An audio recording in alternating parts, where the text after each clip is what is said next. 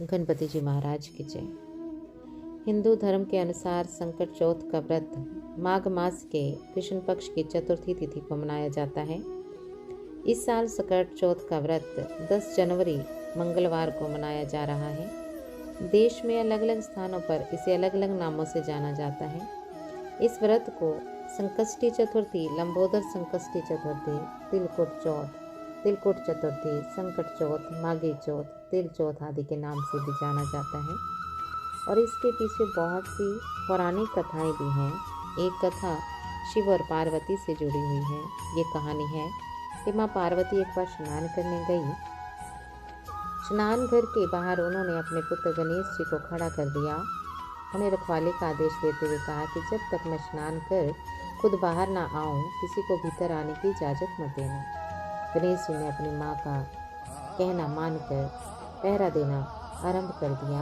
उसी समय भगवान शिव माता पार्वती से मिलने आए, लेकिन गणेश भगवान जी ने उन्हें दरवाजे पर ही रोक लिया। भगवान शिव ने इस बात से बेहद आहत और अपमानित महसूस किया। गुस्से में उन्होंने गणेश भगवान पर त्रिशूल का वार किया, जिससे उनकी गर्दन दूर जा गिरी। स्नान घर के बाहर शोरगुल सुनकर जब माता पार्वती बाहर आई तो देखा कि गणेश जी की गर्दन कटी हुई है। यह देखकर वह रोने लगी और उन्होंने शिव से कहा कि गणेश जी के प्राण फिर से वापस कर दें, जिस पर शिव जी ने एक हाथी का सिर लेकर गणेश जी को लगा दिया। इस तरह से गणेश भगवान को दूसरा जीवन मिला। तभी से गणेश जी के हाथी की तरह सूंड होने लगी। तभी से महिलाएं बच्चों की सलामती के लिए माघ माह के कृष्ण पक्ष की चतुर्थी को गणेश चतुर्थी का व्रत करने लगी। बोले गणपति जी महाराज की। शंकर भगवान। संकट चौथ की दूसरी कथा। किसी नगर में एक कुम्हार रहता था। एक बार जब उसने बर्तन बनाकर आवा लगाया तो आवा नहीं पका। परेशान होकर वह राजा के पास गया और बोला कि महाराज, ना जाने क्या कारण है कि आवा पक ही नहीं रहा है। राजा ने राज पंडित को बुलाकर कारण पूछा। राज पंडित ने कहा कि हर बार आवा लगाते समय एक बच्चे की बलि देने से आवा पक जाएगा। राजा का आदेश हो गया। बलि आरंभ हुई। जिस परिवार की बारी होती वह अपने बच्चों में से एक बच्चा बलि के लिए भेज देता। इस तरह कुछ दिनों के बाद एक बुढ़िया के लड़के की बारी आई। बुढ़िया के एक ही बेटा था और उसके जीवन का सहारा था, पर राजा की आज्ञा के आगे कुछ नहीं चलती। दुखी बुढ़िया सोचने लगी, मेरा एक ही बेटा है, वह भी संकट के दिन मुझसे जुदा हो जाएगा। तभी उसने एक उपाय सूझा। उसने लड़के को संकट की सुपारी तथा दूब का बेड़ा देकर कहा, भगवान का नाम लेकर आवा में बैठ जाना, संकट माता तेरी रक्षा करेगी। संकट के दिन बालक आवा में बिठा दिया गया और बुढ़िया संकट माता के सामने बैठकर पूजा प्रार्थना करने लगी। पहले तो आवा पकने में कई दिन लग जाते थे, पर इस बार संकट माता की कृपा से एक ही दिन में आवा पक गया। सवेरे कुम्हार ने देखा तो हैरान रह गया।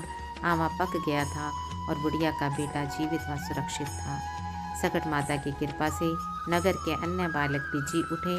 यह देख नगरवासियों ने माता संकट की महिमा स्वीकार कर ली। तब से आज तक संकट माता की पूजा और व्रत का विधान चला आ रहा है। संकट माता की जय। संकट चतुर्थी की तीसरी कहानी, बुढ़िया माई की कहानी।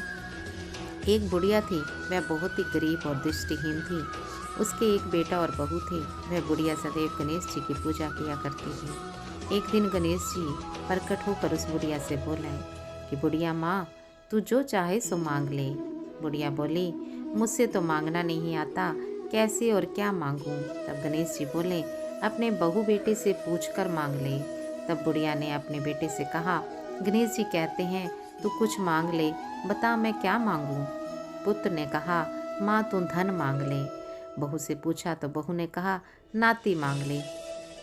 तब बुढ़िया ने सोचा कि ये तो अपने अपने मतलब की बात कर रहे हैं। अतः उस बुढ़िया ने पड़ोसिन से पूछा तो उन्होंने कहा, बुढ़िया तू तो थोड़े दिन जिएगी, क्यों तू धन मांगे और क्यों नाती मांगे। तू तो अपनी आंखों की रोशनी मांग ले, जिससे तेरी जिंदगी आराम से कट जाए।